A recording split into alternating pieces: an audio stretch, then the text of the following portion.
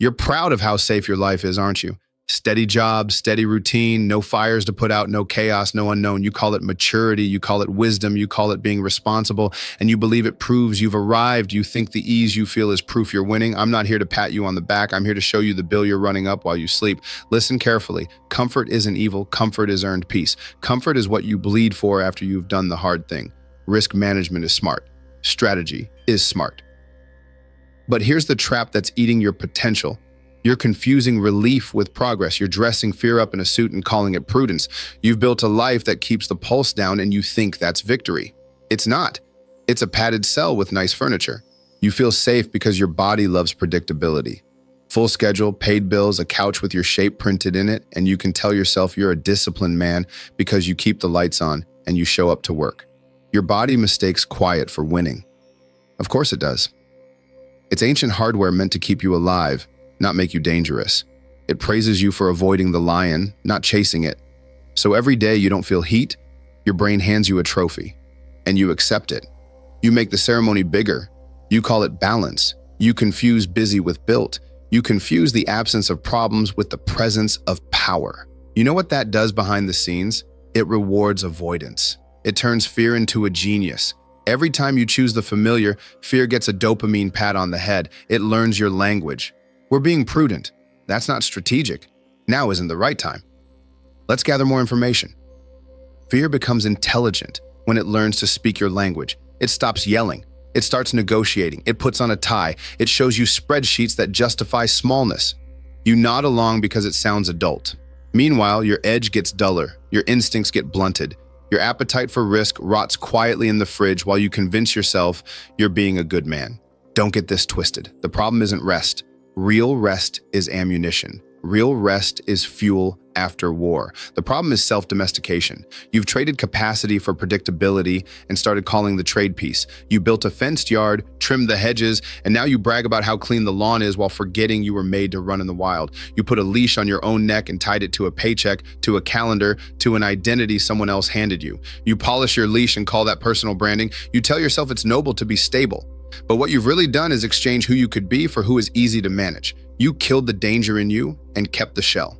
And your world shrinks inch by inch. You don't notice it at first. Skills plateau, nerve dulls, the calluses you used to be proud of soften. You stop signing up for challenges that scare you. You stop having firsts. Your stories get older and you tell them louder because you got nothing new. You walk around tired and you think it's the workload, but it's not. It's the weightlessness. It's the exhaustion that comes from a life with no load. Muscles designed for pressure get bored. A mind built for puzzles gets angry and starts chewing on you. You start manufacturing fights in your relationships because your spirit is starving for friction. You fall asleep fast, but somewhere under that sleep, your soul is pacing the cage. And then the bill arrives. Because comfort is expensive. Opportunities stop selecting you. Not because you aren't talented, but because you stopped being visible to pressure. Rooms that should feel like your rooms stop feeling like your rooms because your edge isn't sharp enough to cut your way in. Minor frictions feel heavy now. The conversation you used to handle with ease suddenly feels like a mountain. A surprise bill wrecks your mood for a week. A rejection sends you spiraling. And when a real storm hits, a layoff, a breakup, a health scare, your frame snaps. Not because you're cursed, not because life is unfair, but because you never trained in heavier weather. You stayed inside every time it rained, and now you're surprised you're not waterproof. Here's the punch. The door was never locked. You did this. You've been the warden, signing your own extensions with every easy choice. Every morning you stamped your own pass to stay behind bars because the bed was warm, the room was quiet, the day was mapped out, the risk looked messy, and the idea of sweat made you sigh. You talk about wanting more, but your actions keep voting for less. There's nobody to negotiate with but you. You've been caught. And the man who has been sabotaging you lives in your mirror. Now let's tell the truth you've been dodging. Comfort is not the enemy. Your relationship with it is. Comfort after friction is earned peace. Comfort before friction is poison. The wise man uses comfort like a tool. He buys it with scars. He spends it carefully. He knows the difference between recovery and retreat. He knows the difference between safety and hiding. Risk management? Good. Cowardice pretending to be wisdom. Rot. You strip fear of its costume by asking it for receipts. What am I actually protecting? What real downside am I avoiding? What mirrors am I skipping? If the worst case scenario is me feeling exposed, that's not risk management, that's ego hygiene. The life you want is hidden behind the actions you avoid. That's not poetry, that's a diagnosis. You don't become confident by thinking. You become confident by surviving reality. So the only cure is exposure. You manufacture pressure. You raise your standards until they bite. You choose the hard path on purpose while it's still a choice, before life shoves you. Deadlines that make you swallow. Public stakes that make your hands shake. Standards that make your stomach drop. You tell your circle what you're doing and when it'll be done, so you can't hide. You stack reps in discomfort until your nervous system stops acting like a house cat and remembers it's a predator. That's how you reclaim your edge. Not with quotes and vision boards, but with sweat and risk. And make no mistake, this is not about stunts. This is about building a man who can hold weight. It's simple, not easy. You pick the task you've ducked, the conversation you've delayed, the skill you've postponed. You start carrying load where you've been light. Early alarms are easy. Try early stakes. If I don't finish this by Friday, I donate $500 to a cause I hate. See how fast you move. If I don't pitch this by Wednesday, I tell my brother I quit talking about building and start proving it. Burn the escape door. Now you've got teeth on your plans. And when fear shows up in a nice suit to negotiate, you smile and say, show me the math or get out. Watch how small it gets when you demand specifics. You want to know a real separator? Men who live heavy lives choose their discomfort. They look for it. They plan it. They build it into their week like it's oxygen. They cycle between friction and recovery on purpose. Workouts you don't like, phone calls you've been avoiding, learning curves that make you look stupid. They are not addicted to feeling ready. They are addicted to becoming ready. That's how you build capacity. That's how you build an identity you can trust under load. That's how you earn peace that doesn't evaporate in a gust of wind. Fear will keep trying to rebrand. It will show you your kids and say, don't rock the boat, be safe. It will point to your responsibilities and whisper, grown men don't take risks. Don't confuse risk with recklessness. There's a difference between betting the house on a dream you haven't trained for and stepping into pressure that grows your frame. The responsible move isn't to avoid charge. The responsible move is to get stronger so you can carry more for the people you love. You are not helping your family by becoming fragile. You help them by becoming unshakable. Look at your day.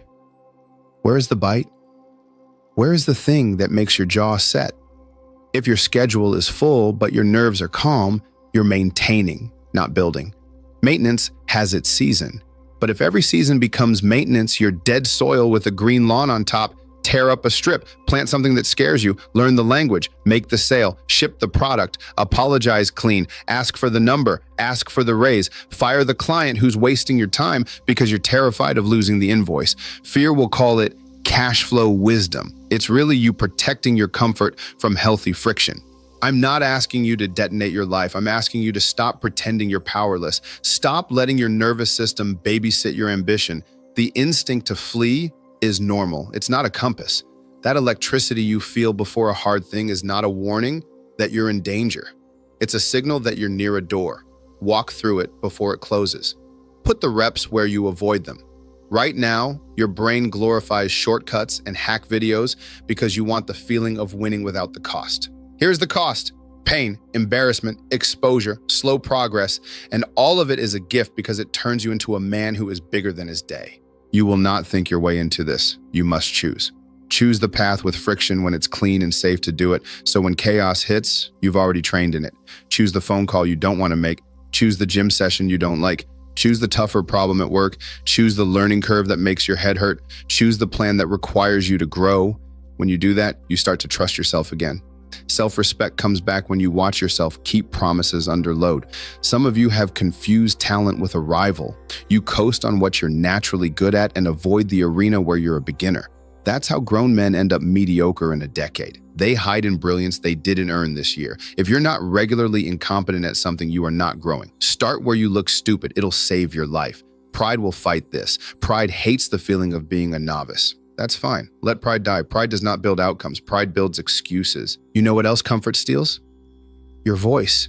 You think you're quiet because you're measured.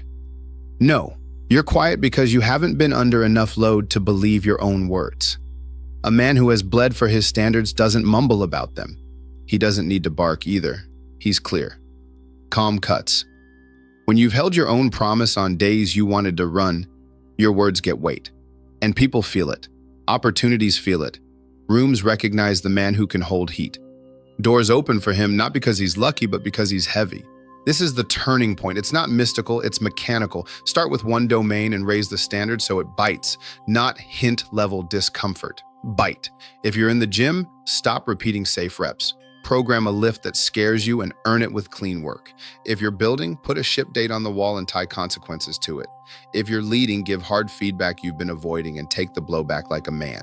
If you're in a relationship, own your patterns out loud and ask to be held to them. If money is the weak spot, stop hiding behind later. Call the banker, open the books, face your numbers like you face a barbell, honestly. Every day you have a chance to vote, not with inspiration, with friction. Stop romanticizing the past. Stop forecasting the future. Load today. You don't need a perfect system. You need pressure. You need to put your identity on the line enough times that you build evidence. When you have evidence, your brain stops arguing. It accepts new terms. Confidence isn't a mood, it's a receipt. You want that aura of a man who's centered, earn it. There's only one way. Get under the bar and come up with it. You will miss sometimes. Good, misses are oxygen. Every failure in a controlled environment is inoculation. Every rep underweight is a deposit into a peace account that actually pays. The goal isn't to avoid pain. The goal is to become the man who metabolizes it. The man whose nervous system says, "We've seen this. We know what to do." Then comfort returns. Not as a prison, but as a chair after work, a roof after the storm, a night of sleep that feels deserved, not stolen. If you need a line to carry today, carry this. Comfort is expensive. It charges interest. If you don't pay up front with effort, it takes your options later with force. Better to buy your peace by lifting heavy now than to have life repossess your confidence when the wind changes. Or take this. The life you want is hidden behind the actions you avoid. Put it somewhere you can't ignore. Every time you sidestep a hard thing, picture yourself signing another month in your own cage. Let's strip the last mask. You're not avoiding pressure because you love your family. You're avoiding pressure because you love yourself softly.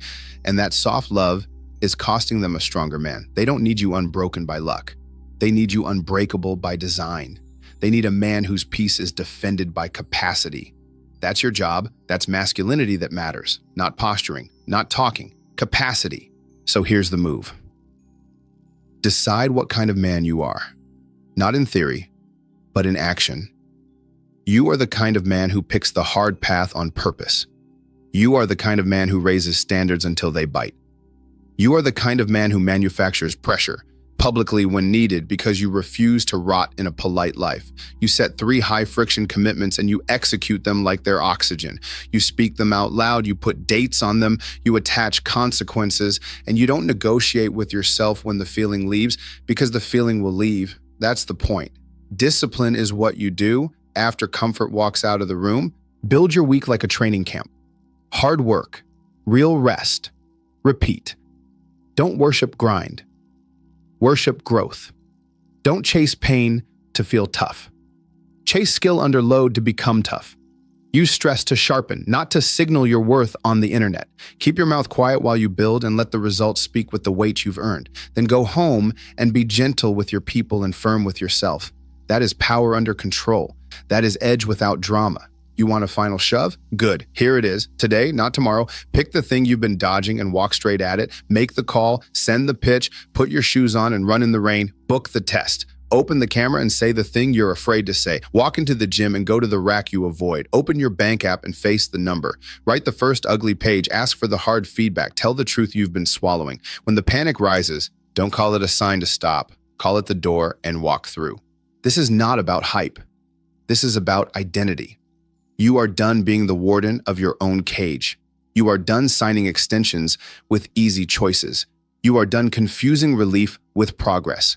From now on, you are a maker of heat. A man who trusts himself under load.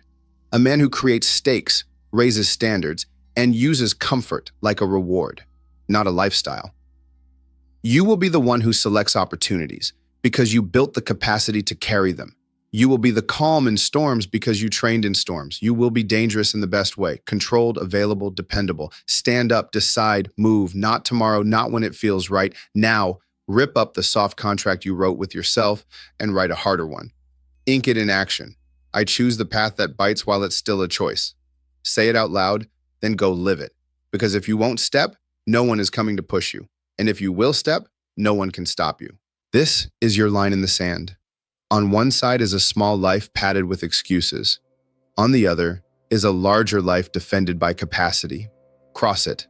Put the weight on your back and stand tall. Sweat for your peace. Fight for your future. Build the man your world needs. And when it gets hard and your brain starts bargaining, remember this. You don't become confident by thinking. You become confident by surviving reality. So go meet it. Let it bruise you. Let it build you. Let it prove you. Then sit in your earned quiet, not because you hid from life, but because you held it.